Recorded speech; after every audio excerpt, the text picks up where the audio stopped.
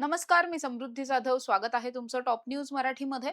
आत्ताच्या घडीची सगळ्यात महत्त्वाची बातमी समोर येते ती म्हणजे अशोक खरातला चौथ्या गुन्ह्यामध्ये न्यायालयीन कोठडी सुनावण्यात आलेली आहे. त्यामुळे त्याला आता 5व्या गुन्ह्यामध्ये वर्ग केलं जाणार आहे. 5व्या गुन्ह्यामध्ये त्याला अटक दाखवलं जाणार आहे आणि त्यानंतर पुन्हा एकदा 5व्या गुन्ह्यासाठीची सुनावणी ही उद्या पार पडणार आहे. आज नेमकं कोर्टात काय झालं या सगळ्याविषयी आपण थोडंसं जाणून घेणार आहोत. आज कोर्टामध्ये सुनावणी अशी फारशी काही घडलेली नाहीये. म्हणजे सुनावणीसाठी त्याला व्हीसीद्वारे म्हणजेच व्हिडिओ कॉन्फरन्सिंगद्वारे हजर केलं गेलं होतं.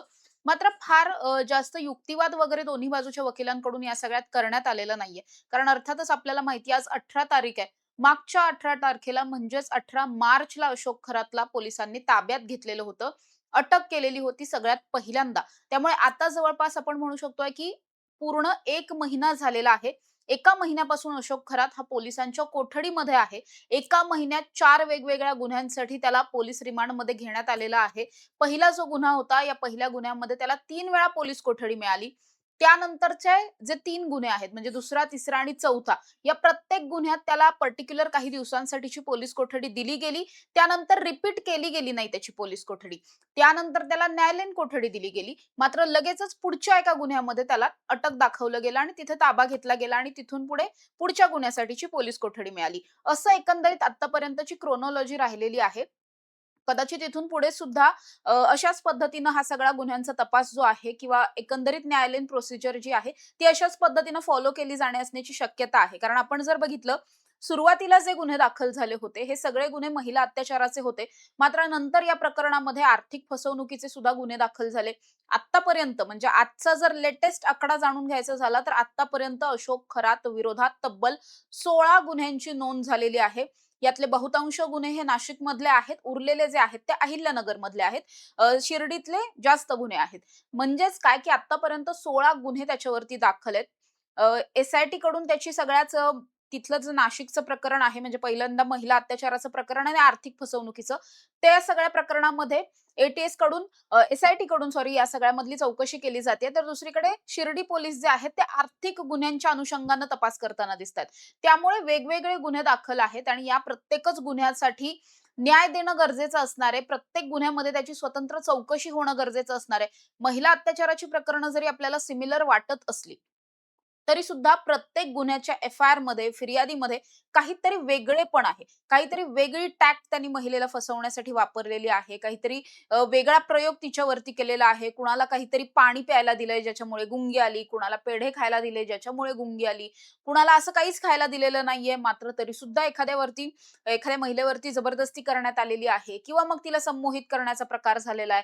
तिच्या कुटुंबियांना जीव मारण्याची धमकी दिली गेली आहे वगैरे. असं खूप वेगवेगळे सिनॅरिओ या सगळ्यामध्ये घडलेले होते. त्यामुळे प्रत्येक पीडित महिलेला न्याय जर द्यायचा असेल आणि आत्तापर्यंत यांनी केलेल्या सगळ्याच पापांचा उलगडा करायचा असेल, तर त्यासाठी प्रत्येक एका गुन्ह्यामध्ये त्याला त्याची चौकशी होणं, पर्टिक्युलर एका-एका गुन्ह्यासाठीची चौकशी होणं हे अत्यंत गरजेचं आहे. त्यामुळेच आत्तापर्यंतचा पोलिसांचा हा पॅटर्न राहिला, की पोलिसांनी प्रत्येक नवीन गुन्ह्यामध्ये त्याला अटक दाखवलं, त्याच्यानंतर न्यायालयीन कोठडी मिळाल्याच्या नंतर पुढच्या गुन्ह्यात अटक दाखवलं. त्यानुसारच आजच्या सुद्धा प्रकरणात तसंच झालंय. आजही सुनावणी फार काही झालेली नाही, म्हणजे युक्तिवाद झालेला नाहीये. सुनावणीमध्ये काय घडलं, की डायरेक्ट त्याला व्हीसीद्वारे प्रोड्यूस केलं गेलं आणि त्यानंतर पोलिसांनी सुद्धा स्वतःच्या बाजूने सांगितलं, की आम्हाला या गुन्ह्यामध्ये पोलीस कोठडीची आता आवश्यकता नाहीये. न्यायालयीन कोठडी देऊ शकतात म्हणून. त्यानंतर मग अर्थातच न्यायाधीशांनी सुद्धा या सगळ्यामध्ये त्याला न्यायालयीन कोठडी सुनावली. त्यानंतर लगेचच 5व्या गुन्ह्यामध्ये त्याचा ताबा जो आहे तो वर्ग करण्यात आलेला आहे पुन्हा एकदा एस-आय-टी कडे. त्यामुळे आता 5व्या गुन्ह्याच्या अनुषंगाने हा सुद्धा महिला अत्याचाराचंच प्रकरण आहे. अतिशय संवेदनशील प्रकरण आहे. या प्रकरणामध्ये उद्या त्याला पुन्हा एकदा न्यायालयासमोर हजर केलं जाणार आहे. आणि पुन्हा एकदा त्याची या सगळ्यामधली सुनावणी होईल. उद्याचा युक्तिवाद हा जाणून घेणं अतिशय महत्त्वाचं असणार आहे. कारण नवीन गुन्हा उद्या पहिल्यांदा कोर्टासमोर उभा राहणार आहे. त्यामुळे आज जरी युक्तिवाद फारसा झालेला नसला, उद्या खूप महत्त्वाचा युक्तिवाद होणार आहे. मात्र हे सगळं एका बाजूला सुरू असताना अशोक खरात प्रकरणामध्ये अनेक महत्त्वाच्या गोष्टी सुद्धा घडतात. अनेक महत्त्वाचे खुलासे होतात, तपास होतात. सध्या या प्रकरणामध्ये जेवढं एस-आय-टी वर्क करतायत तेवढंच जास्त किंवा त्यापेक्षा सुद्धा खूप फास्ट ईडी या सगळ्यामध्ये काम करत असलेली दिसते.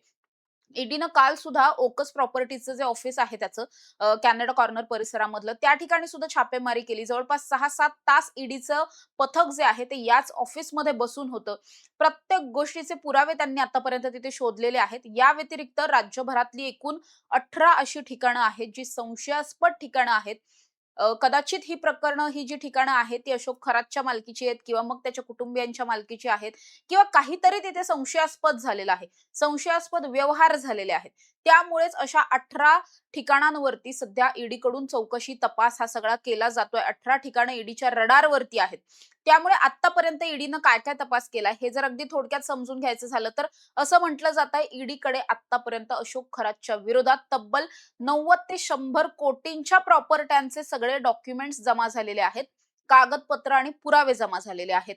आतापर्यंत असं सांगितलं जातंय की ईडीकडे तब्बल 2 पोती भरून डॉक्युमेंट्स झालेत. 2 पोती पूर्णच्या पूर्ण गोण्या भरून डॉक्युमेंट्स आहेत. वेगवेगळे पुरावे आहेत, जे अशोक खरातच्याच वेगवेगळ्या प्रॉपर्ट्यांमधून त्यांनी हस्तगत केलेले आहेत, जप्त केलेले आहेत. आता प्रॉपर्टी म्हणजे काय, की त्याचं घर झालं, त्याचं फार्म हाऊस झालं, किंवा किंवा त्याचं कार्यालय झालं. अशा वेगवेगळ्या ठिकाणांवरून किंवा मग ते शिवनिका संस्थांचं वगैरे कार्यालय, त्याचं ते मंदिराचं काही परिसर वगैरे, अशा वेगवेगळ्या ठिकाणावरून ईडीनं हे सगळे पुरावे गोळा केलेत.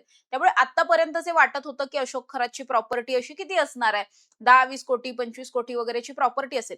तर असं नाहीये. आत्तापर्यंतची त्याची प्रॉपर्टी ही 100 कोटींच्या आसपास घरात असलेली समजतीये आणि त्याचे सगळे डॉक्युमेंट मिळालेले आहेत. या व्यतिरिक्त खूप मोठी प्रॉपर्टी त्याची असू शकते. कारण अशोक खरातची केवळ स्वतःच्या नावावर नाही तर त्याच्या पत्नीच्या नावे सुद्धा आहे प्रॉपर्टी. त्याचबरोबर त्याच्या मुलांच्या नावे सुद्धा प्रॉपर्टी आहे. त्यामुळे खूप जास्त मोठं हे प्रकरण आहे. एकीकडे अशोक खरातची पत्नी अजूनही फरार आहे. तिला शोधण्यासाठी सुद्धा प्रयत्न केले जातात. तर दुसरीकडे अशोक खरातला ईडी कडून त्याच्या विरोधातले जास्तीत जास्त पुरावे गोळा केले जातात. त्यामुळे अशोक खरात सध्या एसआयटी सुद्धा, ईडी सुद्धा आणि दुसरीकडे शिर्डी पोलिसांचं प्रकरण ते वेगळंच. अशा 3 वेगवेगळ्या तपास यंत्रणांकडून त्याचा शोध, तपास, चौकशी असं वेगवेगळं सगळं सुरू असलेलं दिसतंय. एकीकडे नाशिकमधले हे सगळे गुन्हे आहेत, ज्या गुन्ह्यांमध्ये त्याचा सातत्यानं नवीन गुन्ह्यात ताबा घेतला जातोय आणि तिथं त्याला पुन्हा एकदा पोलीस कोठडी मिळतेय. दुसरीकडे शिर्डी पोलीस सध्या वेटिंगवरती आहेत. शिर्डी पोलिसांना सुद्धा त्याचा ताबा हवाय, त्याला अटक करायची आणि त्यांच्याकडे दाखल असलेले जे आर्थिक फसवणुकीचे गुन्हे आहेत, त्या गुन्ह्यांमध्ये त्याची चौकशी करायची. मात्र अशोक खरातला नाशिक पोलिसांकडे म्हणजे आता तो एसआयटीच्या ताब्यात आहे आणि तिथेच त्याला न्यायालयीन कोठडी मिळाली की लगेच दुसऱ्या गुन्ह्यात अटक करत असल्यामुळे शिर्डी पोलिसांना अद्यापपर्यंत तरी संधी मिळालेली नाहीये अशोक खरातला ताब्यात घेण्याची. जेव्हा अशोक खरात शिर्डी पोलिसांच्या ताब्यात येईल, त्यानंतर सुद्धा अनेक महत्त्वाचे खुलासे होण्याची शक्यता आहे. त्यामुळे सध्या तरी अशोक खरात हा आपण बघतोय आता 1 महिना झालेला आहे. या 1 महिन्याच्या कालावधीमध्ये अशोक खरातनं फार काही महत्त्वाच्या गोष्टी या तपासामध्ये सांगितलेल्या नाहीयेत, बोललेल्या नाहीयेत. मात्र अशोक खरातचे जे निकटवर्ती आहेत, जवळचे लोक आहेत किंवा जे कोणी साक्षीदार या सगळ्याचे राहिलेले आहेत, संशयास्पद कोणी-कोणी जे लोकं या सगळ्यामध्ये आढळतात, त्या प्रत्येकाची चौकशी केली जाते. प्रत्येकाकडून माहिती काढून घेण्याचा प्रयत्न केला जातोय, पुरावे गोळा केले जातात. ही केस जास्तीत जास्त स्ट्रॉंग करण्याचे प्रयत्न सुद्धा सुरू आहेत. त्यामुळे आज जरी न्यायालयीन कोठडी मिळालेली असली आणि सुनावणीत फार काही घडलेलं नसलं, तरी सुद्धा उद्याची सुनावणी ही अतिशय महत्त्वाची असणार आहे. उद्याचं जे प्रकरण आहे कोर्टापुढे प्रोड्यूस होणारं हे अतिशय संवेदनशील प्रकरण आहे. महिला अत्याचाराचंच प्रकरण आहे. त्यामुळे उद्याच्या या सगळ्या सुनावणीमध्ये दोन्ही बाजूकडून नेमका कोणता युक्तिवाद होतोय हे पाहणं महत्त्वाचं असणार आहे. मात्र एसआयटीची ही स्मार्ट मूव्ह म्हणावी लागेल, की एका महिन्यापासून त्यांनी आरोपीला न्यायालयीन कोठडी मिळून त्याला जामिनासाठी अर्ज करण्याची वगैरे त्याला गरजच भासू दिलेली नाहीये. प्रत्येक वेळेस एका गुन्ह्यात न्यायालयीन कोठडी मिळाली की दुसऱ्या गुन्ह्यात त्याला अटक केली जाते आणि असे आता एकूण 16 गुन्हे दाखल आहेत.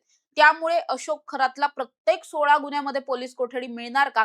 हे सुद्धा पाहणं महत्त्वाचं असणार आहे. अर्थात हे सगळं तपास अधिकाऱ्यांचं हुशारी किंवा त्यांचं यश म्हणावं लागणार आहे, की ते कशा पद्धतीनं कोर्टासमोर हे सगळं प्रोड्यूस करतात प्रकरण. त्यावर डिपेंड असणार आहे, की अशोक खरातला पुन्हा पोलीस कोठडी मिळणार की नाही. त्यामुळे आजच्या सुनावणीत फार काही घडलेलं नसलं तरी सुद्धा उद्याच्या सुनावणीवरती सध्या सगळ्यांचं लक्ष आहे. उद्याच्या सुनावणीत काय होतंय हे सुद्धा टॉप न्यूज मराठीच्या माध्यमातून आम्ही तुमच्यापर्यंत पोहोचवणार आहोत. तुर्तास इथेच थांबूयात. तुम्ही पाहत राहा टॉप न्यूज मराठी. आपला महाराष्ट्र, आपली बातमी.